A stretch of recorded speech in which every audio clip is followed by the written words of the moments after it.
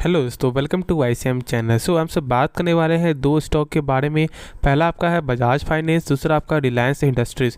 तो जानते हो कि आपको बजाज फाइनेंस में आज भी यहाँ पे एक भयंकर गिरावट आपको होते हुए दिखाई दिया है 1.66% का, और यहाँ पे लगातार ही आपका एक कमजोरी ही निकल के आ रहा है। तो आपको आगे क्या प्लान होना चाहिए, तो सारा चीज़ डिस्कस करेंगे। प्लस यहाँ पे आपको रिलायंस का जानते हो कि जब आपको यहाँ पे डीमर्जर के बाद भी क्या यहाँ पे कुछ बाई करना चाहिए, कि ऐसा तो नहीं कि यहाँ पे आपको सेल कर देना चाहिए क्या, और कुछ जो भी आपका यहाँ पे जो भी डाउट हो ना, वो पूरा डाउट मैं आपको यहाँ पे क्लियर करने वाला हूँ। ठीक है, तो इस वीडियो को पूरा अंत तक ज़रूर देखना, और उससे पहले जरूर चैनल को सब्सक्राइब कर सकते हो, प्लस बेल आइकन को जरूर से यार ऑल पे दबा देना, जिससे सारे वीडियो के जो नोटिफिकेशन है वो सबसे पहले यार मिल जाए। तो डिस्कस करते हैं सबसे पहले बजाज फाइनेंस के बारे में।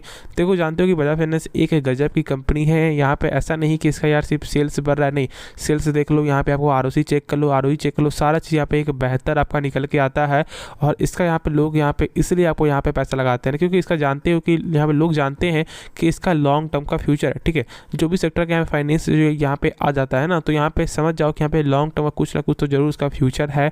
और एक ऐसी कंपनी जो यहाँ पे स्टॉक स्प्लिट के बाद भी, देखो यहाँ पे बहुत से लोग क्या बोलेंगे बजाज फाइनेंस तो यहाँ पे स्टॉक स्प्लिट, हाँ यहाँ पे इसने भी दिया था, बजाज फाइनेंस ने भी यहाँ पे स्टॉक स्प्लिट, और उसके बाद देख लो कि लगभग 800 का प्राइस से यहाँ पे अभी 8,000 तक जाते हुए आपको शेयर देखने को मिल रहा है ना।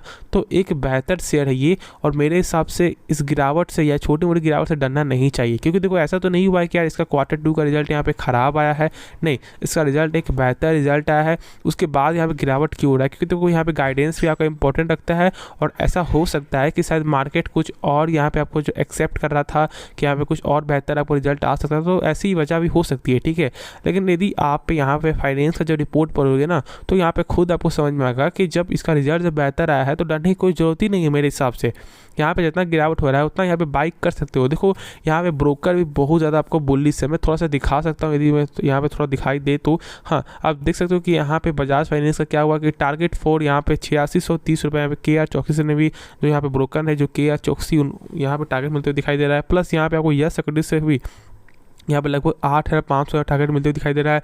प्लस देख सकते हो कि आपका जो प्रभु दास आपको लीलाधर, एक जाने माने जानते हैं यहाँ ब्रोकर, यहाँ भी टारगेट मिलते हुए दिखाई दे रहा है लगभग आपको 8,953 रुपये का। तो यहाँ पे देखोगे ना, तो लगभग सारे ब्रोकर ही आपको बुलिश यहाँ पे नजर आ रहे हैं। ऐसा नहीं कि यहाँ पे वो यहाँ पे बुलिश है इसलिए यहाँ पे बाइक करो, नहीं, बिल्कुल भी ऐसा डिसीजन आपको नहीं लेना चाहिए मेरे हिसाब से। और मैंने इसका कभी भी आपका यहाँ पे समर्थन नहीं किया, और मैंने कभी भी ऐसा नहीं बोला कि यहाँ पे ब्रोकर के कारण यहाँ पे बाइक करो। ठीक है, देखो और सब यहाँ पे क्या बोलते हैं कि यार ये बाइक कर लो, इसका टारगेट है जरूर यहाँ देखने को मिलेगा। देखो देखने को मिलेगा या नहीं मिलेगा ये तो कोई नहीं जानता। ठीक है, लेकिन यदि आप खुद से इसके बारे में जानने की आप कोशिश करोगे ना, तो ही यहाँ पे आप पे जो बिल्ड रहोगे।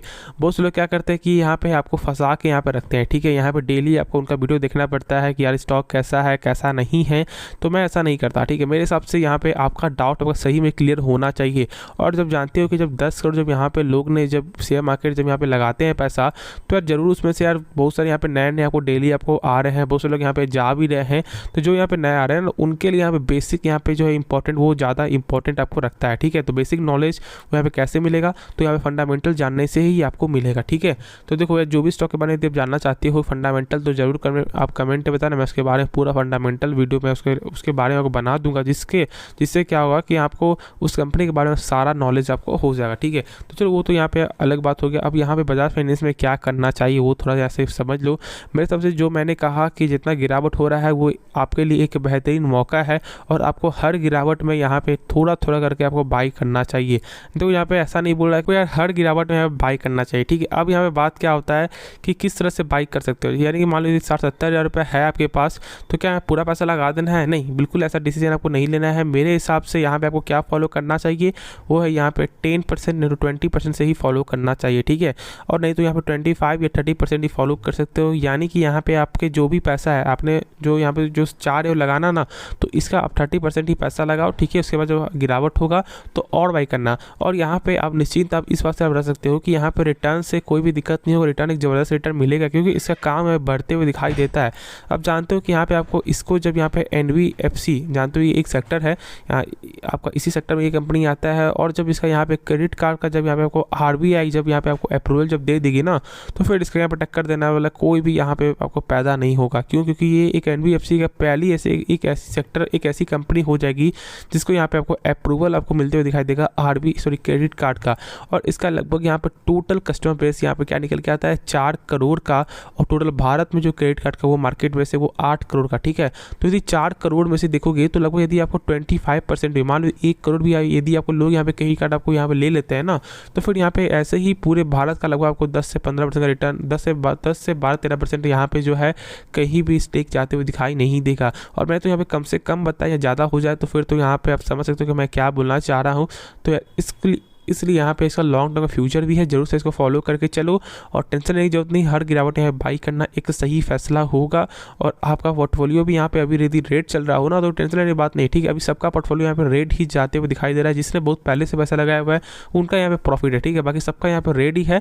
तो जानते हो कि जब दूसरे का भी जब यहाँ पे नुकसान होता है ना तो यहाँ पे देखने में आपको अच्छा लगता है और देखने में सुकून भी मिलता है कि यार यहाँ पे मेरा लॉस नहीं, यहाँ पे सबका लॉस है, ठीक है।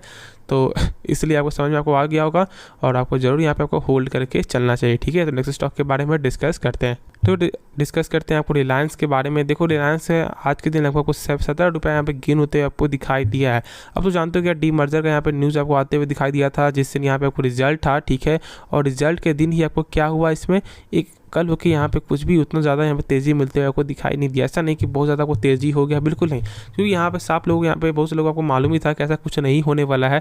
और बहुत से लोगों ने यहाँ पे आपको क्या किया था, आपको क्लिकबेट थंबनेल भी आपको लगाया था, जैसे कि जियो का यहाँ पे मर्जर हो रहा है, नहीं ऐसा बिल्कुल नहीं है, ठीक है। यहाँ पे जियो फाइनेंशियल का यहाँ पे मर्जर हो रहा है। देखो फाइनेंस जानते हो रिलायंस कंपनी एक ऐसा सेक्टर है जो बहुत सारे सेक्टरों को यहाँ पे एक साथ यहाँ पे लेकर चलती है, जैसे कि आपका यहाँ पे ऑयल सेक्टर को देखो, प्लस यहाँ पे आपको सोलर पावर का देखो, प्लस यहाँ पे और सब देखो जैसे कि आपका फैशन का देख लो, ठीक है।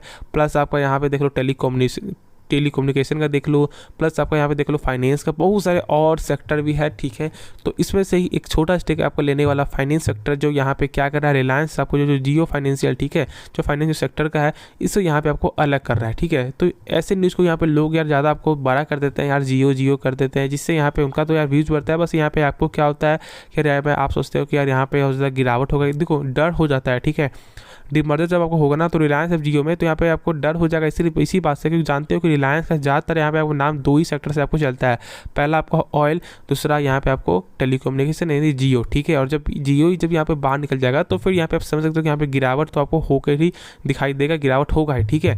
तो यहाँ पे कोई लॉस नहीं है, लेकिन हाँ जो मैंने कहा क्योंकि जो बिजनेस है यहाँ पे मेन फैक्टर यहाँ पे यही 2 सेक्टर से आपको मेन निकल के आता है, ठीक है। तो इसलिए यहाँ पे ऐसा पॉसिबल आपका होता, ठीक है। तो अब यहाँ पे आपको क्या मानना होगा और क्या आप सोच रहे होगे कि यार क्या बाई करना सही रहेगा। तो मेरे हिसाब से यहाँ पे बाई कभी भी कर सकते हो कि एक ऐसी कंपनी है जो ऐसा हो सकता है कि शायद यहाँ पे 5 साल के रिटर्न में यहाँ पे आपको 100% रिटर्न नहीं दे, यहाँ पे 80% रिटर्न दे, लेकिन तो ये एक ऐसी कंपनी है ना जो यहाँ पे आपको पैसा पूरा यहाँ पे एक अच्छा पैसा यहाँ पे बना सकती है। टाइम लग सकता है लेकिन आपका पैसा आपका स्टेबल चलते हुए आपको दिखाई देगा, ठीक है।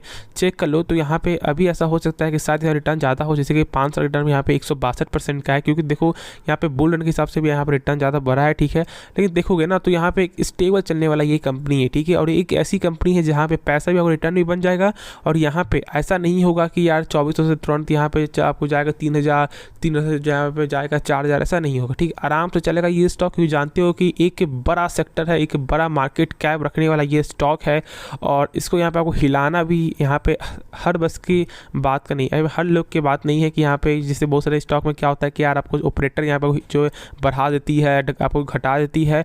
तो इसमें और किसी और कंपनी में यहाँ पे इतना ज़्यादा काबिलियत नहीं कि जो यहाँ पे रिलायंस इंडस्ट्रीज़ को जो भी यहाँ पे ऑपरेटर यहाँ पे आपको हिला सके, ठीक है। तो इसलिए मैं यहाँ पे बोल रहा हूँ कि यहाँ पे आपको जरूर पैसा आपको इन्वेस्ट करना चाहिए और डरने की कोई भी ज़रूरत आपको नहीं है। तो होप इसके बारे में जो भी डाउट वो क्लियर हो गया होगा, कुछ भी सीखने को मिला है, जरूर इस चैनल को यार सब्सक्राइब कर देना, प्लस बेल आइकन को जरूर से यार ऑल पे दबा देना, जिससे सारे वीडियो की जो नोटिफिकेशन है वो सबसे पहले यार मिल जाए। तो मिलते हैं नेक्स्ट वीडियो में, तो तब तक के लिए धन्यवाद।